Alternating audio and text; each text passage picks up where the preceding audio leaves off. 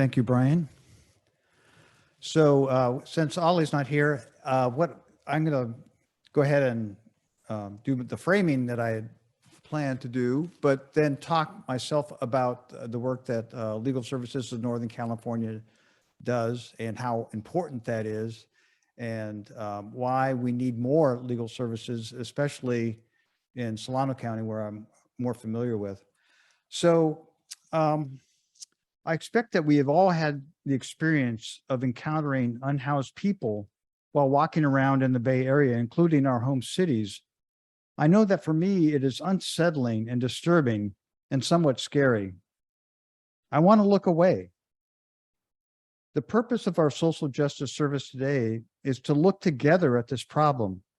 We need to understand the problem and the solutions so that together we can turn the tide to reduce and eventually end chronic homelessness. It's a moral hazard to harden ourselves against our encounters with homelessness. These people are fellow community members. We all know people who have been homeless or have been on the edge of becoming homeless. We need to pay attention. So NVUU, as you know, is one of 16 dues-paying members of Common Ground, which is a broad-based community organizing group and is working in both Napa and Solano counties. And for the last 5 years, I've been one of the core leaders from NVUU working with Common Ground. And then the last couple of years, I've been one of the leaders of the housing and homelessness team that Common Ground has set up. And our team has been working on homelessness prevention since the start of the pandemic. And you can kind of understand why, right? The economic dislocation has put so many people at risk. And even with thousands of dollars being made available or millions for rental assistance, there's still, and then that rental assistance program has just ended at the end of June. There's likely going to be a big wave of evictions that it's going to increase homelessness. So Ollie was going to, he's the managing attorney for the Vallejo office of Legal Services of Northern California. And so I'll talk a little bit, like I mentioned, about the work they do. They're on the front line of homelessness prevention. So yeah, Common Ground has been working with Legal Services of Northern California, and they've helped a lot in terms of getting the word out about rental assistance program and sharing on their websites what the law is for tenant landlord law in terms of rent control and eviction and that type of thing. Before I get into Legal Services work, I have a few points that I want to share about the homelessness issue. So number one, it's a regional problem that requires a regional approach. It can't be like one city does something and then that's going to take care of it. It's got to be a regional approach. The unhoused population is diverse. Intervention to house these people cannot be a one-size-fits-all approach. So successful approaches has involved like identifying individuals in the homeless community and finding and understanding what specific issues these people have and how to find appropriate services and an appropriate home place for or shelter for people. A housing first approach is needed. Once a person is stabilized, needed services can then be provided to make sure that the person doesn't end up back on the street. You can't say, oh, well, you have to be clean before you can get housing, because that's almost an impossible ask. Community-based nonprofits have the local knowledge to effectively use the volunteers and funding.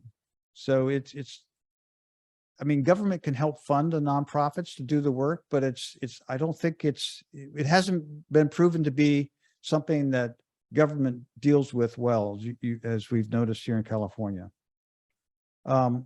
Housing to people who are currently in the street is only the tip of the iceberg. I was at a recent meeting in Solano County that they were talking about homelessness, and a Solano County official mentioned, he gave the count for, the point in time count.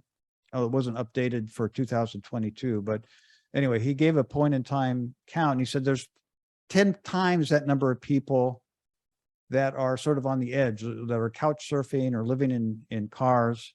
So, yeah, these point in time counts are really just the tip of the iceberg.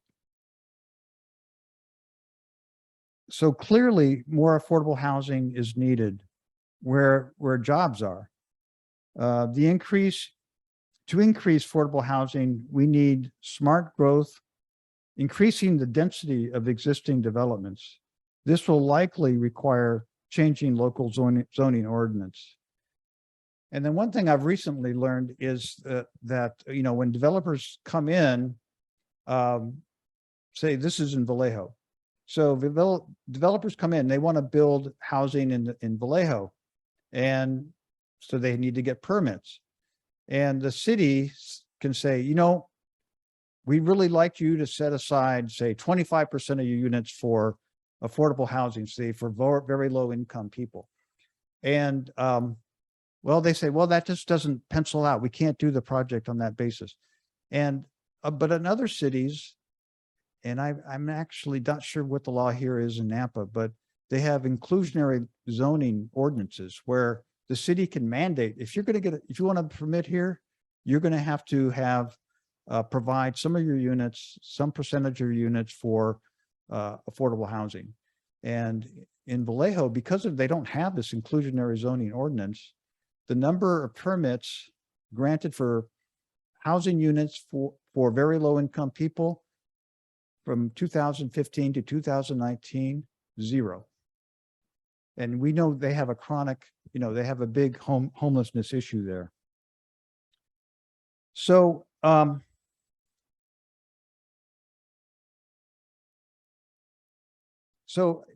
think we need to look ahead to what the world could be if we address this issue. Try to imagine the benefits of living in a world where people in our communities can find suitable housing, leading to an opportunity for them to thrive, for their kids to get educated, for people to join the workforce and contribute to our society. So I think, that's the end goal that I think we want to think about as we work on this issue.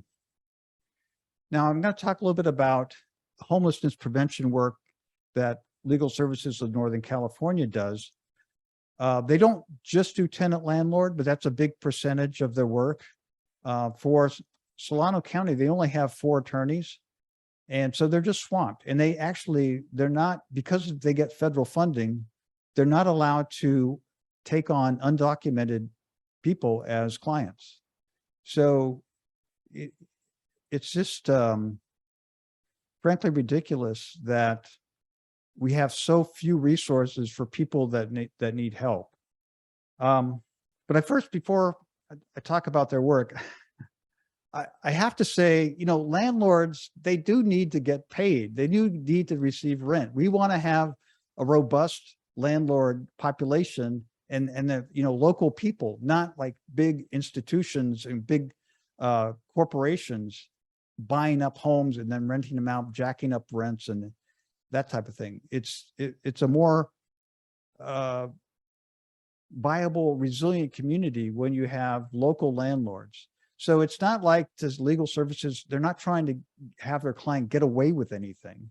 It's really just have, and if someone there, just like in court, right?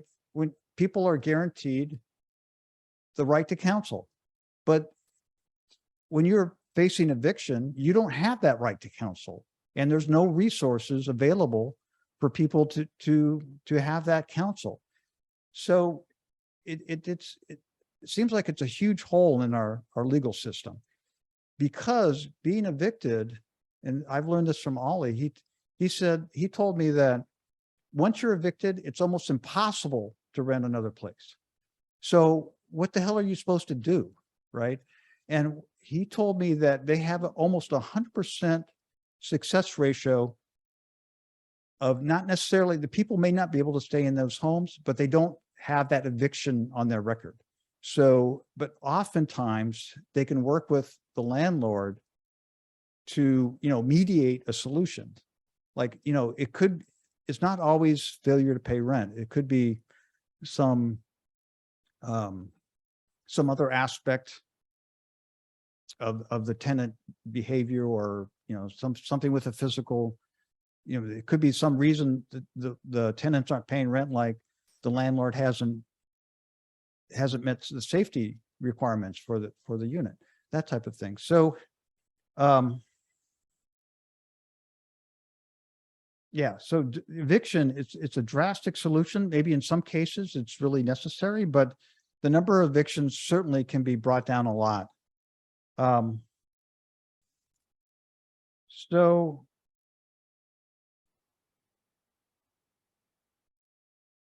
what we're advocating for, what Common Ground is advocating for, is for Solano County to use some of their American Rescue Plan funds to increase the amount, like double the amount of legal services available in the county, and include coverage for undocumented people. And that probably still wouldn't be enough. But one thing that we've learned from our research on legal services or having tenants represented is that the money spent by government to fund legal services pays back tenfold in terms of reducing the cost of homeless, because it reduces the homeless population. And as we've heard from earlier, the article Maggie read, that homelessness is very expensive for communities to deal with. So preventing homelessness by the way of legal services and tenant representation pays back in spades. So it's something that I think, if our goal is to get the Solano County to do this 2-year pilot program, get the data, see how much homelessness was, how many people were saved from becoming homeless because of their work, calculate the return on that investment, and say, hey, we need even more legal services. Yeah, we so far we've been working on them, and they've been spending some of the American Rescue Plan funds, but they haven't yet addressed this homelessness prevention aspect that's actually specifically mentioned in the American Rescue Plan Act in terms of how one way the funds can be used. Right. So let's see.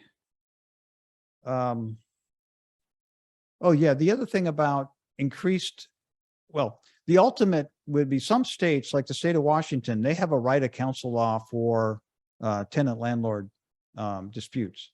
And I think that would be the best way to do it here in California, is that we pass a right to counsel law, so that, again, it's a regional issue, it's a statewide issue. And I think that would go, again, that would pay for itself in many times over in terms of reducing homelessness. But in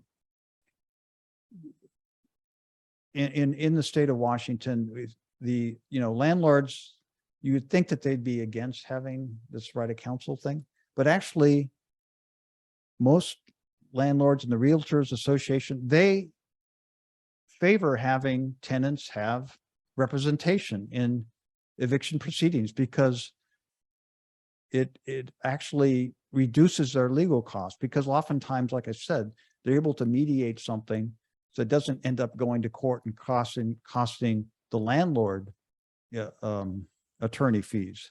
So yeah, that's another important point to remember as far as supporting a right to counsel law for tenants. The other aspects of homelessness prevention that we've recommended to the county, and they've gone a little ways towards this, is having a nonprofit such as Fair Housing Napa Valley run a tenant landlord hotline. But that would need funding from the county to pay for people answering phones and answering questions and someone that's a trained housing counselor. So the county did offer some funds in their American Rescue Plan funding for a housing counselor, but it's not really clear how much of that is going to be tenant landlord type. And they haven't released a request for proposal where they're seeking, a proposal for a nonprofit to do this, but the scope of that is unclear at this point. I should say that, as I mentioned, the pandemic is going to, especially at the end of this rent control period, there's going to be very high eviction rates. But Vallejo and Fairfield, they had high eviction rates before the pandemic. And the latest data I had was in 2016. I don't know why, but this eviction data is hard to get. Vallejo and Fairfield were two of the top 10 large California cities in terms of eviction rate. And then Suisun City had a similar eviction rate. It was ranked in the top 10 for small California cities. And right now, only about 5% of tenants have legal representation in the Solano County eviction proceedings. So, there's just a huge gap there. So, you know what? Okay, there was a recent case, and let me just describe that.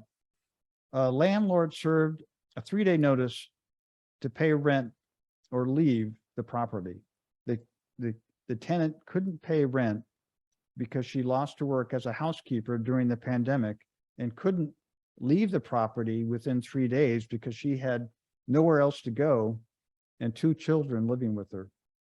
What she didn't know was that the notice that she was served was invalid, and that she should not be evicted for failure to pay rent if she had lost her job because of the pandemic, because that was a protection that was passed by Solano County at the urging of Common Ground in 2020.